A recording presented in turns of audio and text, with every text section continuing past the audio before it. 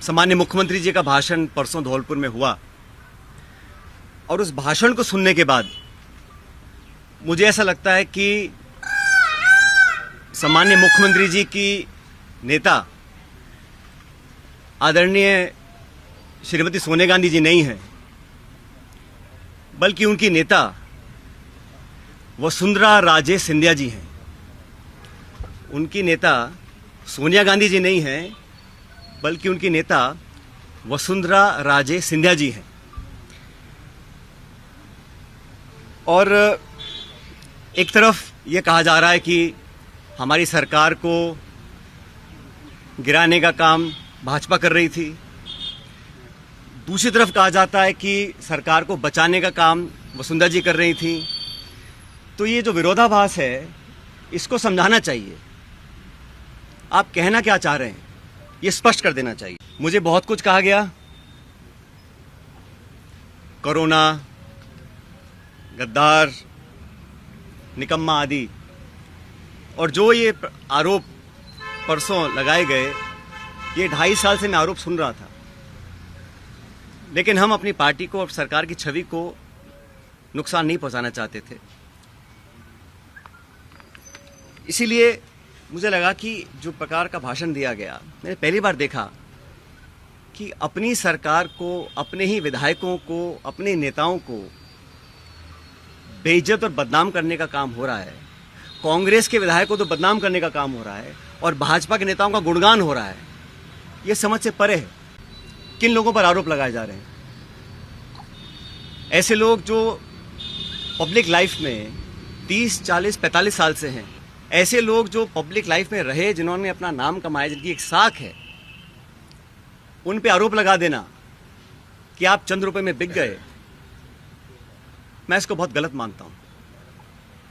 और 3 साल से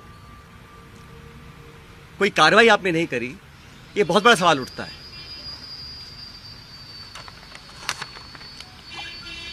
साथियों, हम दिल्ली में गए, अपनी बात को रखा और उसके बाद सारे तथ्यों को संज्ञान में लेने के बाद हमारी अध्यक्षा सोनिया गांधी जी ने 25 सितंबर को सम्मानीय माखन साहब और सम्मानीय खड़गे जी को जयपुर भेजा था। आप सब जानते हैं, वो विधायकों की मीटिंग हो ही नहीं पाई। सोनिया गांधी हमारी पार्टी के अध्यक्ष थी उस समय। उनकी जो अवहेलना हुई, उनकी जो मानहानि हुई, उनकी जो बेइज्जती हुई, वो गद्दारी थी। इतने सारे विधायक, 20, 30, 40, पता नहीं कितने विधायकों को उनकी इच्छा के खिलाफ इस्तीफा दिलवाया गया, अपनी सरकार को संकट में खड़ा करा गया। बहुत से लोग आरोप लगाते हैं कि मोदी और शाह के कहने पर इस्तीफे दिलवा दिए गए। अब ये बात मुझे बोले और मैं जाके मंच पे इस बात को बोलूं, ये शोभा देता है क्या? तो मुझे लगता है कि अब तक जो हुआ, उस घटनाक्रम में वो उस बात को दिखलाता है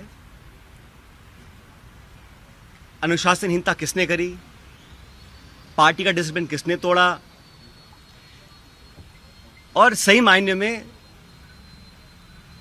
संगठन को और सरकार को कौन मजबूत कर रहा है, कौन कमजोर कर रहा है। वसुंधरा जी के कार्यकाल में जो तमाम गंभीर भ्रष्टाचार के आरोप हमने लगाए, अशोक गहलोत जी ने लगाए, मैंने लगाए, मंचों पर लगाए, प्रेस कॉन्फ्रेंस करके लगाए, उनकी जांच क्यों नहीं हो पा रही थी? अब मुझे समझ में आ रहा है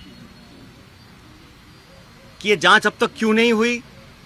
मेरे चिट्ठियां लिखने के बावजूद मैं 11 अप्रैल को जयपुर में अनशन पर बैठा इस मांग को लेकर, लेकिन अब मैं नाउम्मीद हूं क्योंकि तथ्य सामने आ रहे हैं। कार्रवाई क्यों नहीं हो और क्यों नहीं होगी, ये बात भी स्पष्ट हो चुकी है। इसलिए मैं ऐसा मानता हूं कि हम लोग जो पब्लिक लाइफ में हैं, जनता ही भगवान है और जनता जनार्दन के सामने हम सबको नतमस्तक होना पड़ेगा।